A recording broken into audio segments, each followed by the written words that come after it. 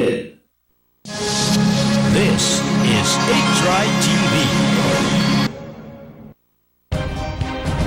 Balita at impormasyon sa mga napapanahong kaganapan, makatotohanang komentaryo at tunay na public service. Usapin sa kalusugan, entertainment, mga gimmick at papremyo. Lahat ng yan narito sa 8 Media Broadcasting Network, ang himpilan ng bawat Pilipino. Ang mga pahayag na inyong maririnig sa susunod na programa ay hindi sumasalamin sa himpilan 8 Media Broadcasting Network maging sa pamunuan nito. Bagkus, ang mga komentaryo at pagpuna ng mga host at panauhin ng programang ito ay galing sa kanilang sariling pananaw, opinyon, paniniwala at kaugalian at hindi idinikta ng 8 Media Broadcasting Network. Maraming salamat sa inyong patuloy na pagtangkilik. This program is brought to you by 8 Media Pro Incorporated. Magandang umaga. Congratulations. Tagahanga mo kami. Hindi mo lang nakakuha. Matagal na kami nakikinig sa'yo. Kasi magandang programa mo. Bukod sa mayroong tinatalakay na tama sa bayan, mayroong humor. At saka bilib ako sa'yo. Kasi minsan parang nagagalit yung babae sa'yo, pero hindi mo pinatulang, cool ka lang. Ang ganda ka, tinan mo ka ako yung si Percy ka, ako magaling talaga ako. Pero talagang kaka ko, maganda ka makiharap sa tao. Congratulations, babati lang ako sa'yo at more power. Keep it up. Balita, impormasyon at mga isyong may kinalaman sa bayan, lahat isisiwalat ng walang takot, lilinawin, hihimay-himayin, matapang, ngunit malalim at makatotohanan komentaryo sa Lapid 5. Lapid 5, kasama si Percy Lapid.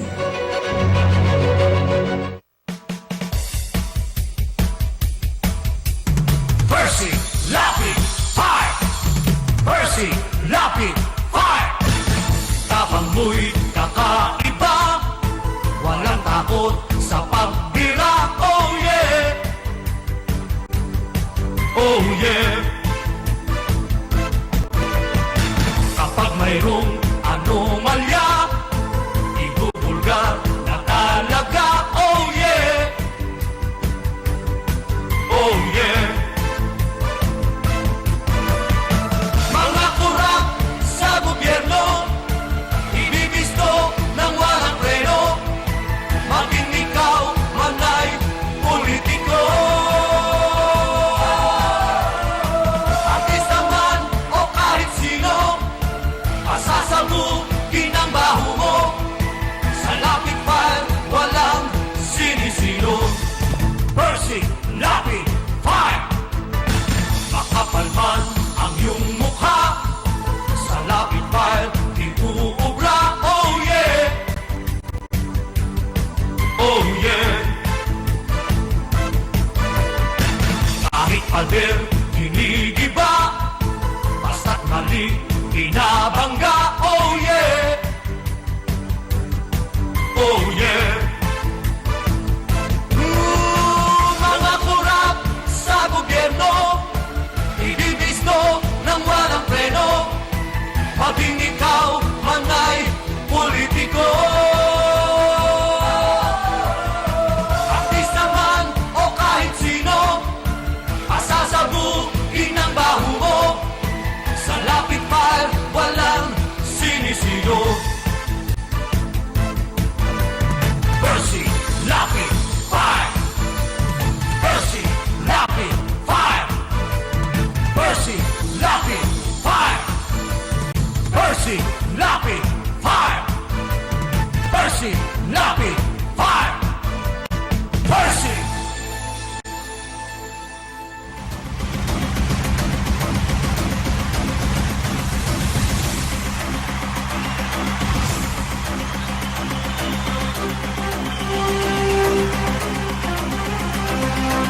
Magandang umaga po mga kaibigan. Ito po si Percy Lapid. Ito naman po si Rose Novenario. Ito po naman si Peter Talastas. Gaya po ng dati, muli po tayo mag-aanyaya hanggang alas 10, 2 oras po ang ating pagtatanghal sa ating po palatuntunan. Natatampukan ang mga pagtalakay sa mahalagang issue na ating po pag-uusapan. At sa mga nais po naman magbigay ng reaksyon, maaari po kayong tumawag sa amin. No? Mamaya ibibigay po natin ang numero. Samantala tayo po napapanood sa 8Try TV, ang radyo sa telebisyon, sa pamamagitan po ng Cable Link TV Channel 7. Pagsapit po naman ng alas 9, tayo po sabayang napapakinggan sa DCRJ 810 sa Radyo Bandido. Ang ating pong landline sa ating impilan ay 412-0288. Samantala, ang ating po naman text line ay 0917-798-8910. Ano man po ang inyong pinagkakaabalahan?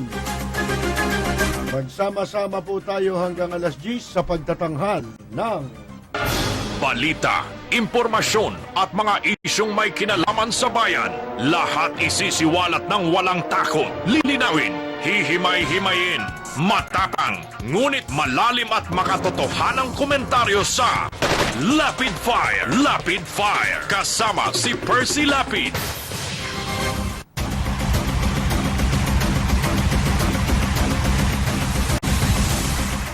Okay, mga kaibigan, no?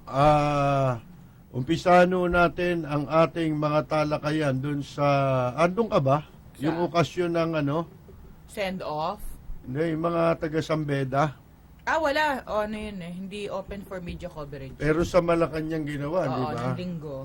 Oo, ayun eh. Kuwan eh, maraming sinabi dun si President Duterte tungkol sa droga. At lalo na yung sinasabi niyang pardon. Na yung mga pulis na madidimanda, makakasuhan, at finally, halimbawa, na-convict. Eh, sabi niya, bibigyan daw ng pardon. At maging siya sa kanyang sarili, ewan ko kung biro yun. Yung maging siya sa kanyang sarili, mag-iiwan siya ng pardon para sa kanya. Pagbaba niya, na pinapardon niya ang kanyang sarili. Sa palagay ko, biro lang yun. Oo. Kasi hindi mo naman pwedeng ipardon yung sarili mo eh. May nangyari kasi niya sa Amerika, di ba? Yung si Nixon. Sa Watergate. Yung pinardon siya nung sumunod na yung pumalit sa kanyang presidente. Ford. Pero yung sarili niya, hindi niya naipardon. Hindi pwede yun. Ang bibiro lang. Papardong ko niya si Duterte, signed by Duterte. Sabi niya, Ano niya? tawa na ng tao ron. Ngayon, ito ho, bukod dyan sa, ano pa ba yung sinabi niya dun sa mga taga-Sambeda? Marami. Wag mag-aabogado sa mga Drug cases. sa mga kaso ng droga. Oo. Doon sa previous, ano na yan, sa alumni association niya. Biro ba yun? Hindi, parang nananawagan siya na yung... Hanggat maaari. Hanggat maaari. Oo. Pag drug cases, wag nang hawakan, paubayan na lang sa iba. Para saan yung panawagan niya ngayon? Para doon sa mga abogadong nag-graduate sa San Beda. Sambeda. So, hindi pwedeng humawak ang kaso ang abogado Hindi. ng Sambeda. Panawagan lang niya yon, hindi naman niya sinabing wag. O kung sa bagay, merong ano yan eh. Merong implikasyon yan eh. Kasi nung araw, meron akong kaibigan na retired na judge. Mga retired justice sila, judge. No? Meron silang bupete. May kaibigan ako no, halos lahat naman yung kaibigan ko eh. Sinabi niya sa akin na kung meron daw lalapit, dudulog sa akin. Ito, matagal ng panahon to ha. Panahon ni Cory. Sabi niya, kung may lalapit daw kahit kasong droga, i-repair ko sa kanilang opisina. Pero napansin niya, nung sinabi niya na Napaigtad ka. napatras ako eh. Sabi niya, hindi, bakit? Sabi, hindi naman masama yun eh. Kasi trabaho naman ng abogado yun. Yung magdepensa ng akusado. Kaya hindi masama yun. Meron kasi mga bagay na hindi labag sa batas, pero morally wrong. parang mali. Oo, yung delikadesa. Ganun. Doon pumapasok yun eh. Ngayon, mga kaibigan, may mga sabi nga, di ba, Hindi lahat ng bagay na nasa batas ano yan Tama. nakabatay sa moralidad Mm-mm. Di ba? Hindi lahat ng legal moral. Pero meron ding tungkulin yung abogado para paano naman yung Akusado. right nung isang akusado kung walang magdidepensa sa Ayun. kanya. Kaya nga ang isang walang abogado sa korte, pag wala, binibigyan yan Oo, ng Hindi judges. pwedeng wala. Oo. Yun. Kaya nga, abogado pa rin yun. Oh, Kaya yun nga. nga. Bibigyan ng ano yan, ng Hindi, korte yan. yung nagbibigay ng abogado, yun lang, sa mga walang kakayahang bumayad. Yun yung PAW, yun yung trabaho ng PAW. Pero may qualification yun May drug lord bang halimbawa, drug lord yan. Di lalo nakakatakot i-depensa yan. Kasi Hindi ba- gagamitin mo yung government resources para sa isang di ba? O dapat magkaroon Palaban ng ng ano Estado. dyan maliwanag na kwan yan Kasi alam mo kung bakit. Matandaan mo yung kaso nila Hubert Webb. Sa Visconde Massacre. Kaso ba ni Hubert Webb yun yung nagbitiw si Sagisag o yung ibang abogado? Merong isang kaso na hinawakan ni Sagisag pero masyadong mainit ang public opinion. Pati siya binanatan kaya siya nag-resign bilang lawyer dun sa kaso. Ang alam ko si Sanchez yun. Si Kay Sanchez. Antonio Sanchez. Sino Masyado. naman yung kay Hubert Webb? Wala. Wala. Si Vitaliano Aguirre, di ba? Nag-resign? Hindi siya nag-resign. Hindi, Abogado siya. yung sinasabi ko, yung nag-resign. Si Sagisag. Si Sagisag yun, yung sa kaso ni Antonio Sanchez. Ng Kalawang, Laguna. Ang nakasalo, si Salvador Panelo. Yun. Kasama ngayon ni President Duterte yan. Paano ngayon yun? Hindi ba? Hindi lang naman drugs Alam mo, yun nga, dapat magkaroon sila ng pagliliwanag si President Duterte tungkol dun sa sinabi niya. Pakiusap niya sa paano kung ang gusto kong abogado graduate ng Sambeda? Hindi, Paano kung magaling yung lawyer na yun? Hindi naman niya pinagbabawalan. Bahala kayo, basta siya, pakiusap lang niya yun.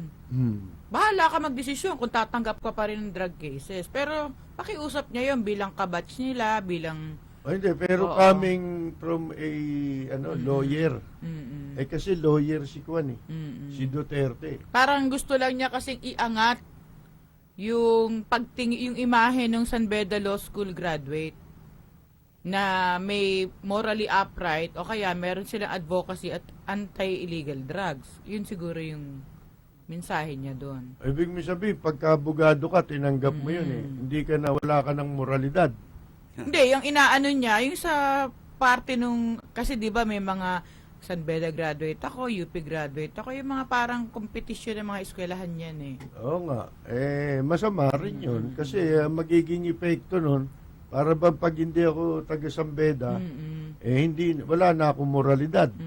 Paano naman yung sinumpaan ko? Meron silang mga Ang problema naman kasi Competition. sa mga abogado, dapat ang ituwid ni Duterte diyan yung masamang gawain ng mga abogado. Kasama diyan ang piskal Kasama diyan ang judge, kasama yung judiciary. Yun ay ituwid nila. Halimbawa, kamukha ng IBP ng Integrated Bar of the Philippines. Nakikipolitika yan, di ba? Noong nakaraang eleksyon, binay na binay yan. Ginagamit yung IB organization. yung organization expressing support sa candidacy ni Binay. Tsaka dinidepensa Or dun sa president. akusasyon laban sa di ba? Nakikialam Oo, sila katiwalian. sa mga hindi, tsaka kung political issue yung katiwalian, ba't kayo sumasabat doon? Hindi naman political organization yun, di Oh, ba? kung tutuusin mo nga yung Human Rights Commission, hindi na kailangan niya kung ang mga abogado rito, mga well-meaning Kung marami lang abogado na well-meaning dito sa ating bansa. Bakit? Kasi makikita mo naman kung ang tao inaapi. Hindi ba? Nawawala ng pantay na karapatan. Makikita mo yan Halimbawa, na periodiko, napabalita ang kaso ng isang tao. Pero wala tayo nababalitang bibihira yung mga abogado na nagboboluntaryo para ipagtanggol yung karapatan, lalo na yung mga kilalang abogado. Hindi umahawak yan ng mga kasong Hindi kontrobersyal. patay gutom ang kliyente, di ba? Pipitsugin. Oh. Kaya nga yung sinasabi nila mga dekampanila, ibig sabihin yung mga mataas bayan. Oo. Wala namang ron, professionally. Ang masama lang, halimbawa, may kliyente ka, ihuhulog mo yung kliyente mo. Nakikipagkutsaba ka. Hindi, isa yun Mabigat sa problema. Isa lang yun sa problema. Ang tawag doon, lagaring hapon. Lagaring ka po. Oh. Masama. Diyan napapatay naman yung abogado. Di ba? Ang piskal, ginagawa rin yan. Ikaw na, akala mo. Kumukuha ng pera dito, Kuha rin sa ginagawang bidding Mm. yung kaso. Mm. Abogado rin yun yung piskal eh. Abogado rin yung judge. Yan. Mm. Ganun din na nangyayari pagdating sa husgado. Kaya nung minsan naikwento ko na ng ilang beses to pero hindi ko makalimutan kasi bihira kasi tayong makakita ng mga mabubuting yung mga kitang-kita mo ang kabutihan ng isang judge na nakita ko minsan, na obserbahan ko nang ako dumalo ng isang hearing, napaaga ako. So, nakinig ako dun sa pagliliti sa katabing sala. Diyan sa Maynila ito nakita ko yung judge. Pag nakita niyang saksakan ng hirap ang buhay, isipin mo, nakakulong yon. Pagkatapos, kitang-kita mo ni walang dumadalaw, ni walang kasama sa kanya, nasa husgado Kasi pagka ma-attend ng hearing, usually, yung mga akusado, dumadating doon yung mga immediate relatives nila nanay, kapatid, gano'n, di ba? Makikita mo, nandun. Kahit na nakaposa sila, escorted sila ng mga jail guards. Pag hinarap sa husgado, makikita mo, ni walang kasama Sa sobrang hamak ng katayuan sa buhay. Hindi wala siguro ng pamasahe, di ba? Wala kakayahan. Alam mo, nakita ko yung judge, hindi lang isa, marami sila Iba-iba siguro kaso nun. Hindi naman mabibigat yung nahulihan ng droga, Okay, mandurukot. o mga ganon. Alam mo, binibigyan niya ng pangalawang pagkakataon. Nakita ko napaiyak ako ng lihim Pwede. Lihim akong nangilid yung luha ko nung marinig ko yung judge. Sabi niya, ihuli ka nga rito, ka. Bago niya desisyonan yung kaso. Sabi, ano ba yan? Yan ba, madalas mong ginagawa. Alam mo naman yung mga mahihirap, marami dyan, hindi makapagpaliwanag. Hindi marunong. Tsaka yung Hindi nila express yung sarili nila. hindi nila level yung yung level ng mga judge, ng abogado. Hirap silang magpaliwanag, di ba? Sabi niya, bibigyan kita ng pagkakataon pero wag mo nang ulitin yan. Alam mo yung ginawa mo. Hindi tama yan. Bata ka pa May future ka. Wag kang magbago ka na. Ha? Opo naman yung tao. Tapos, pinukpok na yung gavel. Case dismiss tapos yung isa na naman, ganun din. Yun, nakita ko yung judge na yun, nakalimutan ko pangalan Manila Manila. Sa Maynila mga kaibigan. Meron mga gano'n. Ang kailangan natin kasi na mga abogado na uupo sa bilang mga hukom, mga piskal. Hindi yung basta magaling ka lang sa batas Tsaka yung may connection, Hindi yung susundin mo, puro rules. Kailangan may puso ka rin. Hindi ba? Di ba sa Amerika, nanonood naman tayo ng mga pelikula, napapanood naman natin yan sa mga pelikula. Hindi naman lahat ng ginagamit nila sa pagdepensa o kaya pag-prosecute. Hindi lahat nakasulat Oo. Si Miriam Santiago, sinabi niya yan Ako nung araw, judge ako, pag hubatol ako, tinitignan ko yung body language. Eh kung yung tao, wala naman talagang kasalanan eh. Sa kilos pa lang, sa itsura, makikita ko na. Nagdidesisyon siya ng gano'n, ha? O, paano yun kung walang mga abogado yung Yun ganung nga, klase ng tao? Oo. Ha? Alam mo naman, yung Pao lawyer, siyempre, hindi lang naman isa hinawak ang kaso Ay, niyan. oo. Paano kung kaya tumatagal yung mga nakakulong eh. Ang dapat diyan kasi yung proseso na yun dapat mabago yun. Na hindi yung yung pagwala yung abogado, matetenga sa kulungan yung tao. Attend ng hearing, wala, mapopospon. Dahil wala yung abogado niya. O kaya nasisintensyahan siya. Dahil wala yung abogado niya lagi. Technical. Oh. Nangyayari. Kaya naalala ko na naman si De Lima. Kaya si De Lima nagkaroon ng human rights concern sa human rights on drug suspects no? Bakit? Di ba? Automatic Hindi, review. iba naman yung motibo niya. niya. Ang sinasabi natin, yung Doon sa mga kasong iba. pamantayan ng tao, ng pagiging mabuti sa kapwa-tao, hindi yung Yung humanitarian mabuti ka sa consideration. mga may pera Sa na mahirap. nagbebenta ng droga. Pero sa mahirap, wala ka namang concern dyan, di ba? Hindi naman natin nakita yan eh. Si Dancing Queen. Dancing Queen yan eh. Mabuti na.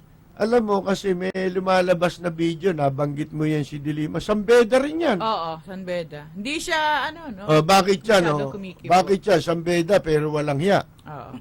Meron din akong alam sa custom, Sambeda, walang hiya. Kagagraduate lang Nagnakaw sa custom, napwesto eh. Mga kaibigan, yung si Gatchalian, wala na yun. Yung Rogel Gatchalian, sinibak na yun. Yung Ang daming ninakaw nung yung animal na yun. protege ni Gigi. Oo. Yan nga ho, yan si Dilima. Ang nakita nila kasi, hindi ako nag-comment doon Matagal, medyo 1 linggo na yata yung nakapost yung video na yun Party. sa Facebook na merong isang okasyon, party yun, na si Imelda Papi ng nagkakakanta. Bisita rin dun si Dilima.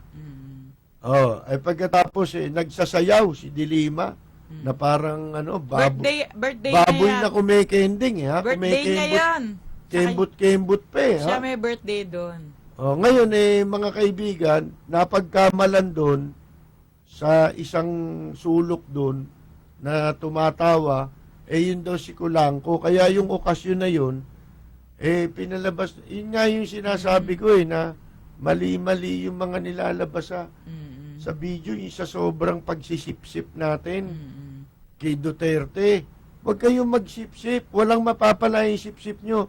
Alam nyo, yung pagsisipsip, yan pa magiging dahilan para mapahamak yung maraming tao. Alam ba, meron ako napanood na ganyan na pelikula ito. Bago-bagong pelikula ito. Merong isang napatay na mataas na pinuno ng bansa Pinapatay siya ng hari. Kasi meron sip-sip na katabi lagi yung hari. Taga-Bulong. Nung namatay yun, nag-trigger ng protesta sa mga tao. Ibig sabihin, maraming kumalat ngayon yung galit ng tao. Lugar na hindi manganib yung hari, nanganib ang buhay niya.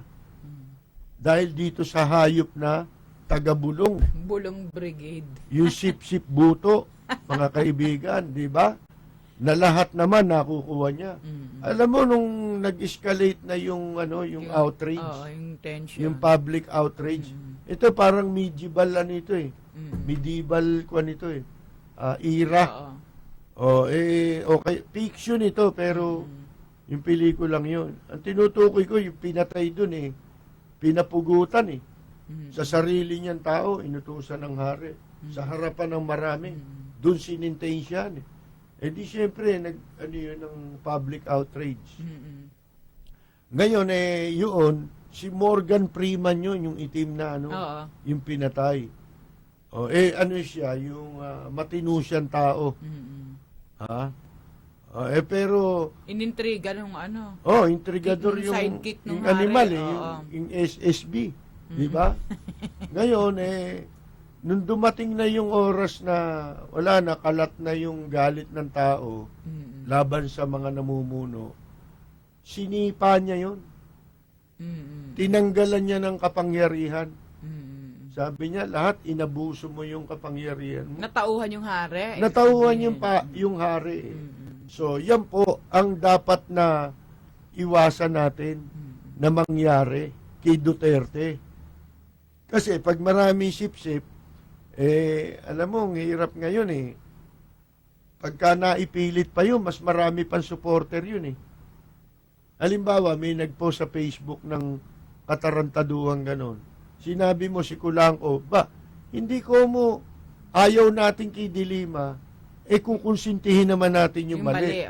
Papanig naman tayo, basta laban doon sa ayaw natin tao, hindi pwedeng, kukonsintihin natin yung kamalian. Halimbawa, katulad nga nun, nagsasayaw, pinalitaw si Kulangko yun, nilagyan ng caption, mali-mali pa mga English nila.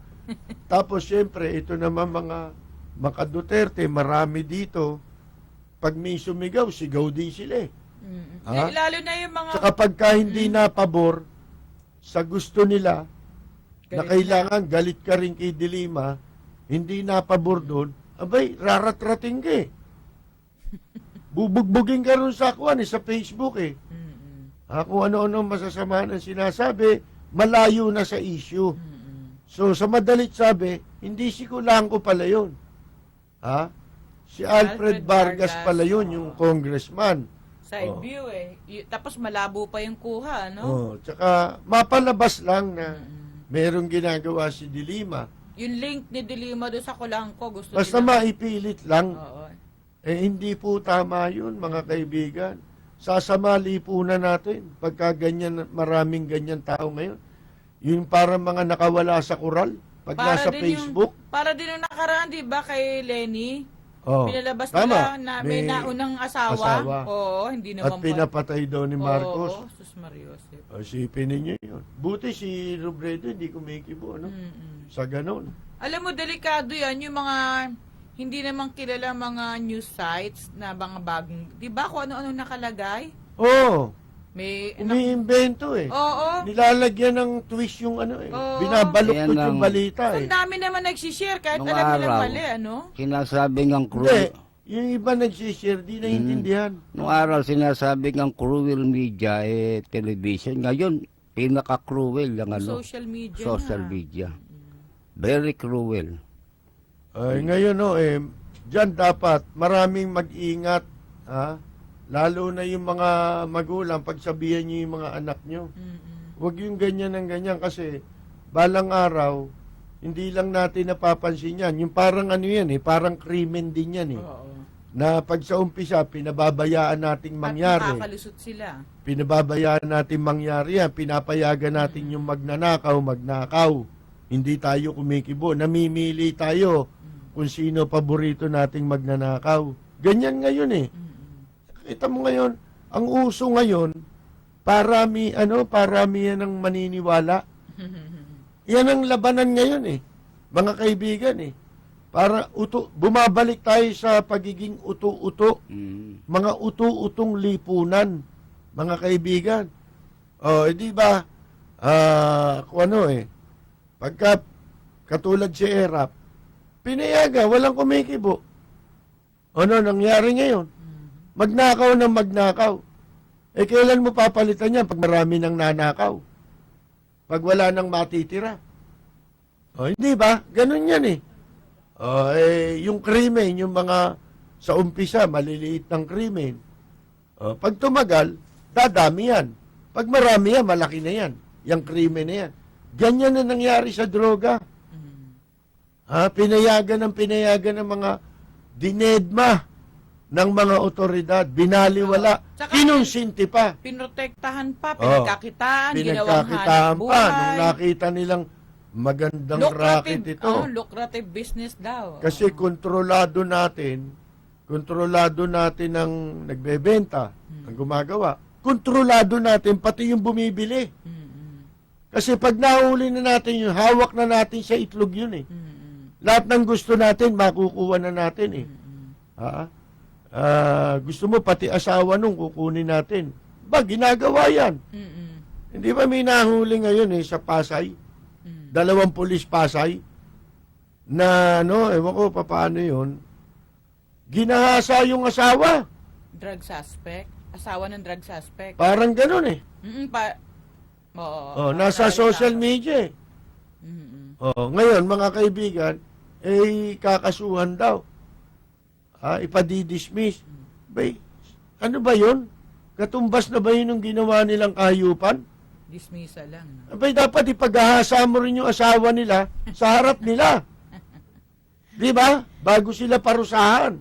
Ba't kaya hindi lang drug testing ang gawin sa sa mga pulis? Inuro exam uli lahat yan ang kasamaan eh. Tinan mo, binabanggit nga ni President Duterte na laganap, nakita ninyo ngayon yung magnitude kung gaano nakalala ang drug problema sa droga dito sa ating bansa. Nakita nyo gaano karami yung mga sumusuko. Iyan yun na hindi nare-realize. Hindi, ako sa palagay ko, alam nila. Medyo na-over ni President Duterte yung perception ng tao eh. Na hindi totoong hindi alam ng tao yung kaya ka nga ibinoto eh. Ikaw ang resulta nun. Alam ng tao, kaya ka ibinoto. Ikaw ang resulta nung yung damdamin ng taong bayan. Dahil sa alam, may kakayahan kang lipulin mo o sugpuin mo yung problema sa droga. Hindi man ganap, mako-contain. Hindi ba? Hindi ako naniniwalang 100% matitigil niya. Siyempre, hindi. Sa mayayaman na lang di ba nga nabanggit na natin yan namang Oplan Tokhang, hindi naman ginagawa sa Ayala Alabang yan. Hindi mo naman magagawa sa Forbes Park yan. Magagawa mo ba sa bahay ni Erap yan? Di ba? Sa bahay ng anak ni Erap. Hindi niya magagawa yan. Nagagawa niya yan doon sa pangkaraniwan tao. Sa mga squatter, sa mga depressed area. Pero doon sa mga mayayaman. Kaya, hindi totoong yan masusupil ng 100%.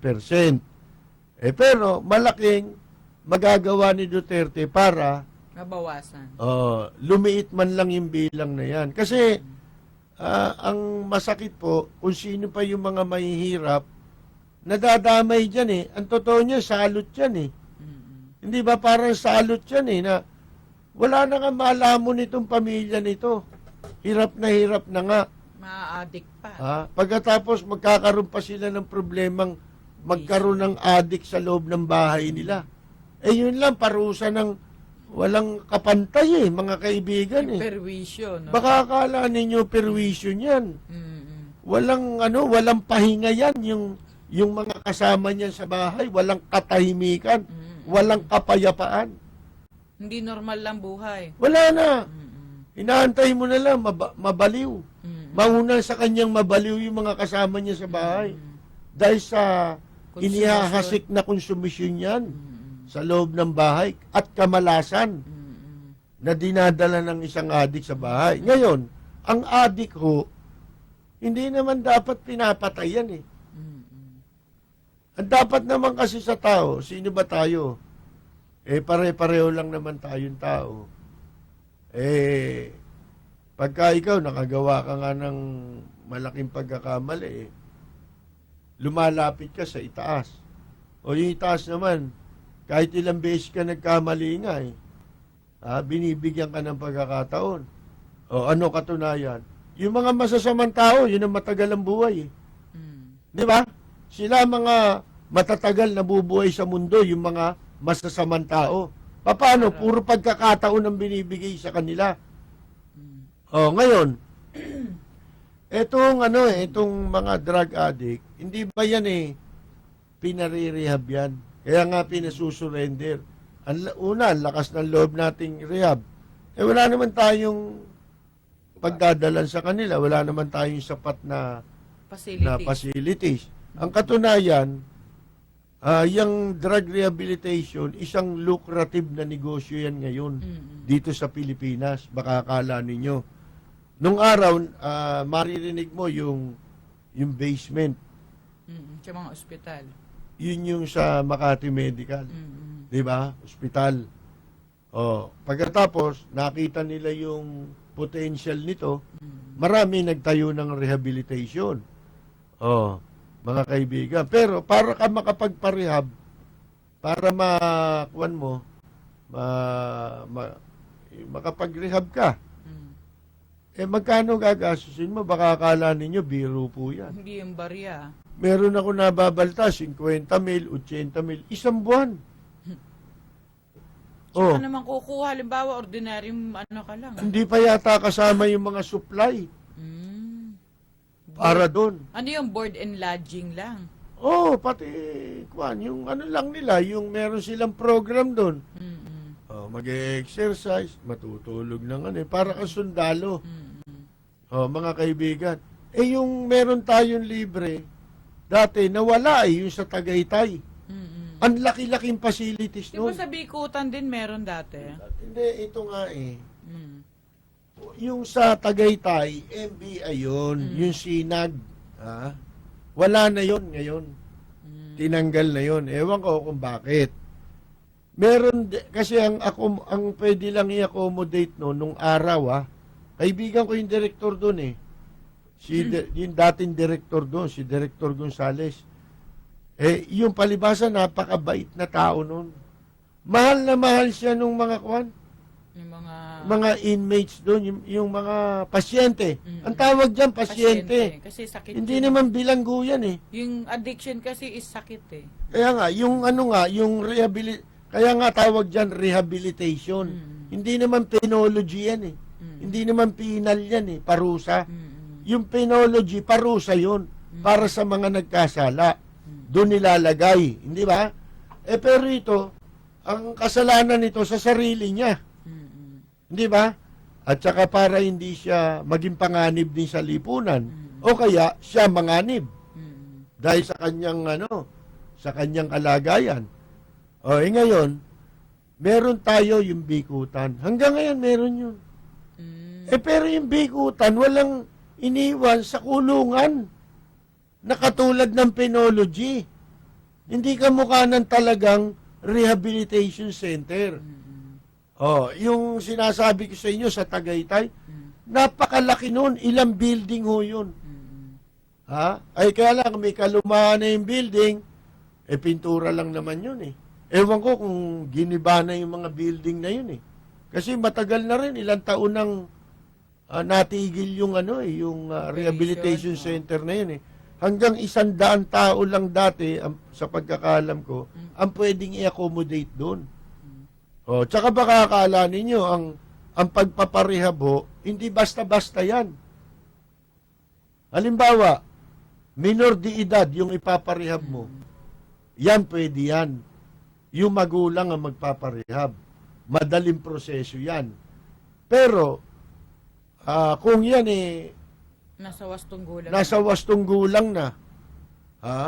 Mga kaibigan, napakaraming proseso. May yan, na pagdadaanan mo. May court order ba dapat? Kukuha ka ng court order, pero bago ka makakuha ng court order, marami ka pang pagdadaanan. I-interviewin ka pa sa Dangerous Drugs Board. May kung ano-ano pa. Ang daming kalechihan yan. Total din naman, pinabibilis ni President Duterte yung mga requirements sa ibang mga transaksyon sa gobyerno. Dapat ito makita nila Kasi hindi pwedeng ikulong yung tao sa isang rehabilitation center. Hindi siya pwedeng dalhin doon kung walang court order. Hindi siya tatanggapin kapag siya nasa wastong gulang na. Kailangan mo humingi ka ng court order. Pero bago ka makakuha ng court order, meron silang mga requirements na kinakailangan isasubmit mo. Kukumpletohin mo, yun ang isasubmit mo para maging basihan ng husgado sa pag-commit Pag-i-issue. sa'yo. Sa pag-issue sa'yo ng order, isusulat doon kung saan kayo kukumit na rehabilitation eh. O, dapat yun, ma-waive na yun. O, paano nila gagawa ng paraan na mabago yun? Kasi mabigat ho yun eh. Yung sa court order, magkakaroon ng record yung tao. Bali, lalabas, may record ka eh. Oh, hindi ba? Hindi ba pwedeng ano na lang, pag sumuko, Eh, wala namang krimen siyang may ginawa. record sa barangay, tapos drug test, positive, o pwede na yun. Kasi kung may ginawa kang krimen, doon ka sa krimen mo paparusahan. Mas mataas yung krimen na yun, di ba? Hindi sa pagiging drug addict mo. Eh, pero kung addiction lang yan, alam mo ba, rehabilitation ngayon, hindi lamang addict sa droga ang ikinocommit dyan. Ha? Meron din yung mga shopaholic. Ah, yung addict sa shopping. Eh, anak mayayaman eh. Oo. Eh, sabi ko nga sa'yo, napakamahal magparehab eh. Baka akala mo, may mga shopaholic yan eh. Pinakukulong ng magulang dahil ang lakas umubos ng pera. Lalo na may mga credit cards, ano? Isipin mo, lahat ng klaseng Hermes yata eh, binibili. Oh, So, wala namang mga trabaho. wala. Ang trabaho niya yun, maghanap ng bibilin. Magpaikot-ikot, saan siya makakabili ng bibili niya. Kaya pinakukulong. Meron din naman alcoholic. Sinasama yan dun eh.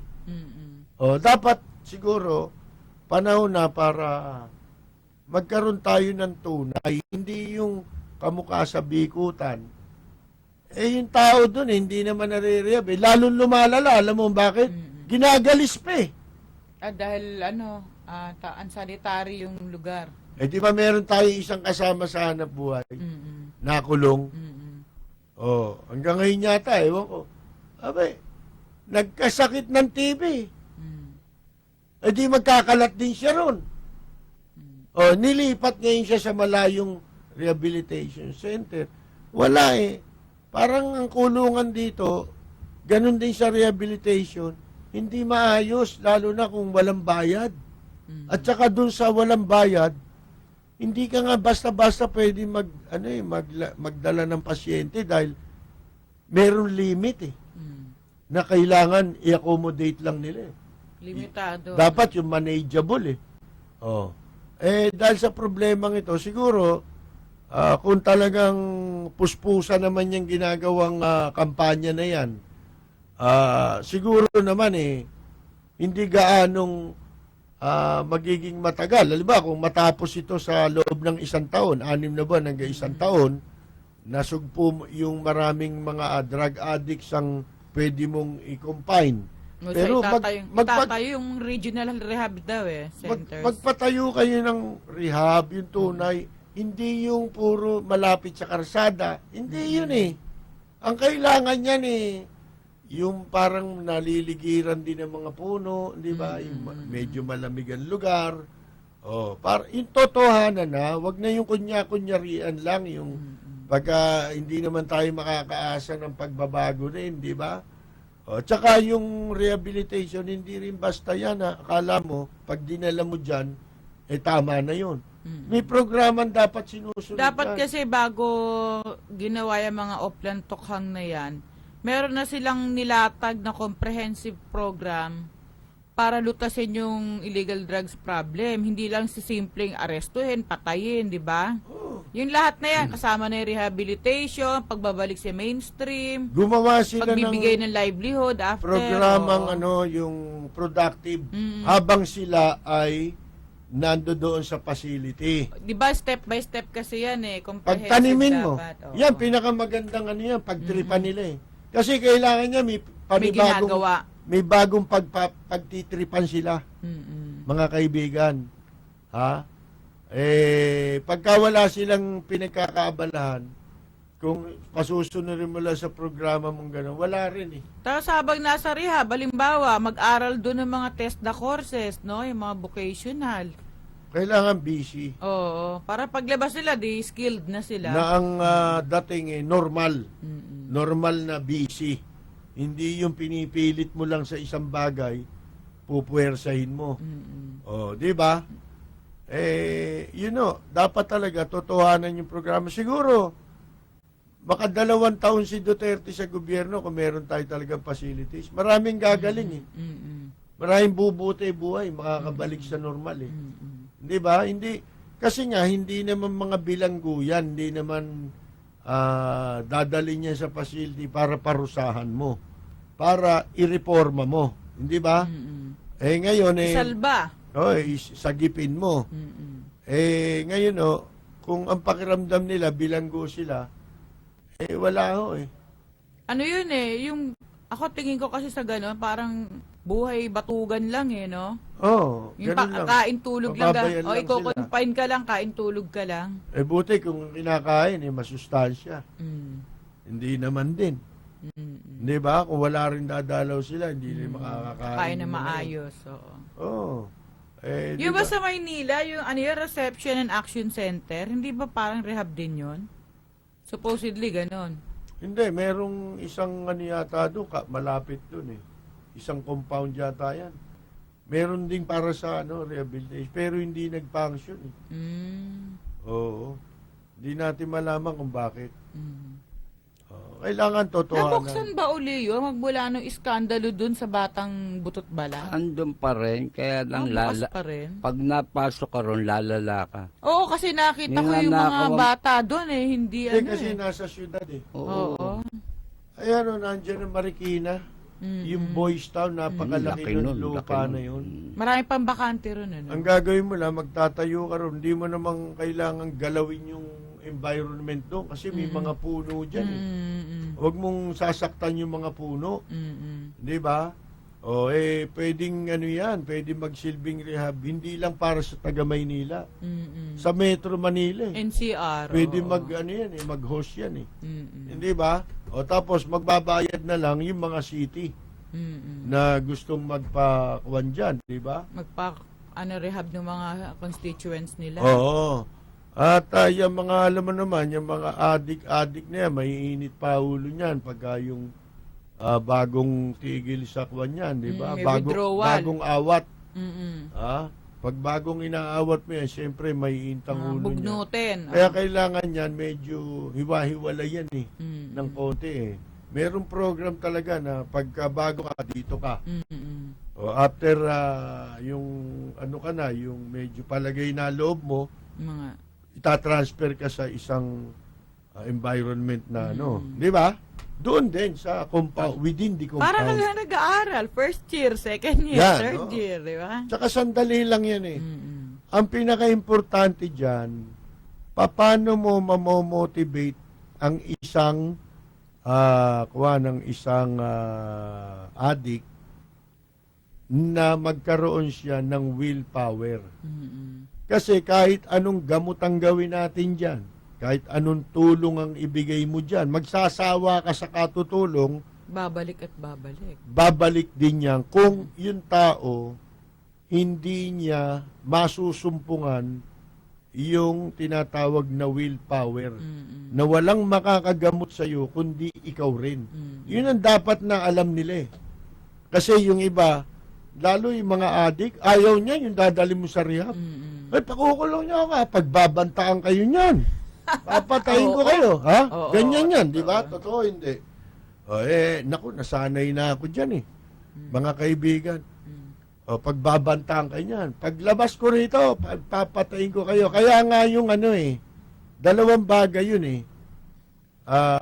Di ba yung ikinukumit dyan sa mga rehabilitation center, yaan, hindi pinadadalaw ng 6 na buwan. Straight ba yun? Pagsasabihan yung pamilya na walang dadalaw. Mga kaibigan, hindi kayo padadalawin. After 6 months, iaalaw ka. Pero, meron ding hindi makatiis eh. Tapos pinapayagan din. Siyempre, may bayad yun eh. Sino masusunod? Ang tagal naman nun, Yun 6 nagbabayad. months. 6 months. Kasi maraming pwedeng mangyari within per 6 months niya eh. Ang rehabilitation 1 to 1.5 years. Ngayon, ang pwedeng gawin niya kaya hindi ka pwedeng dumalaw. Unang-una na yung pagbabanta sa iyo nung bago siya ikulong. tuloy pa rin yung ano niya, hinanakit niya. Galit na, galit. Oo, galit yun. Yung may tanim na galit yun. Matagal kumalma yun. At meron naman, pagka napansin niyang dinadalaw siya, uutuin ka niyan. Papaawa effect. Lahat ng kwentong hindi totoo, ikukwento sa iyo niyan eh. Para maawa ka. Napakasama ng kalagayan ko rito. Mga ganun eh, di ba? Parang napanood ko na yan. Pinapapak ako ng lamok. At wala akong makain dito. Gutom na gutom ako. Hindi maganda sitwasyon. Kahit Ganun. sa bahay kung ano man ang ating kahit tuyo lang, payag na ako. Wag lang dito na nagugutom ako, nalilipasan ako ng gutom.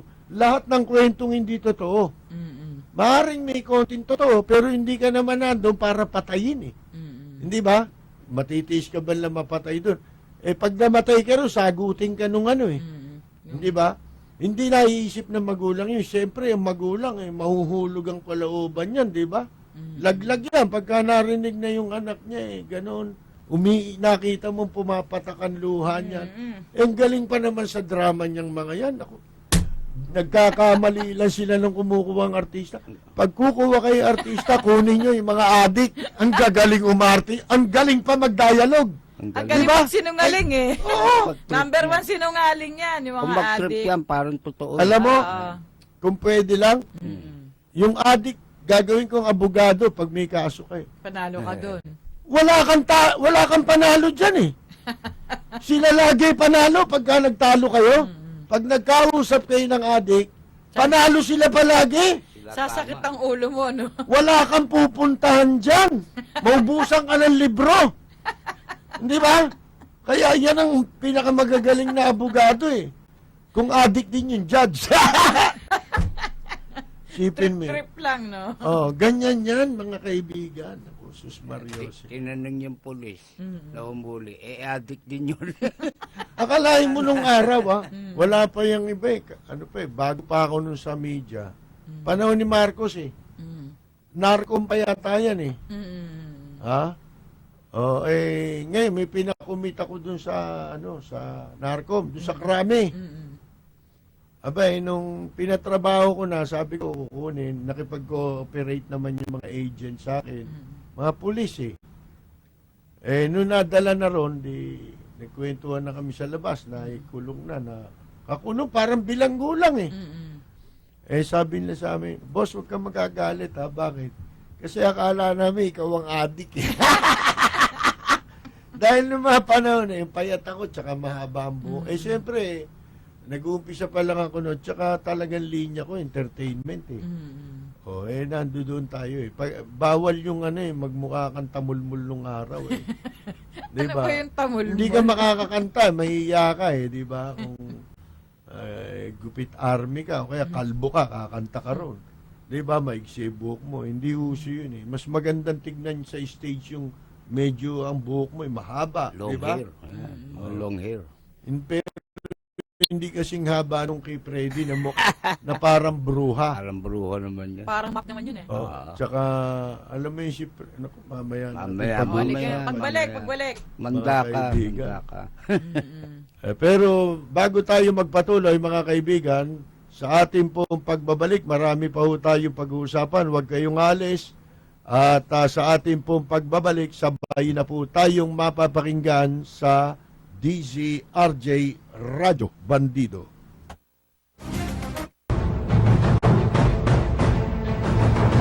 Mga pangunahing balita at impormasyon na dapat ninyong malaman, mga kabulukan, pasisingawin at isisiwalat sa Rapid Fire. Makabuluhan at makatotohanan komentaryo para sa kapakanan ng bayan. Ihahatid sa inyo ni Percy Lapid, Lunes hanggang Biyernes, alas 9 hanggang alas 10 ng umaga. Samahan si Percy Lapid sa Rapid Fire dito sa DZRJ 810, hatid sa inyo ng 8 Trimedia Broadcasting Network. A Trimedia Pro Incorporated. This is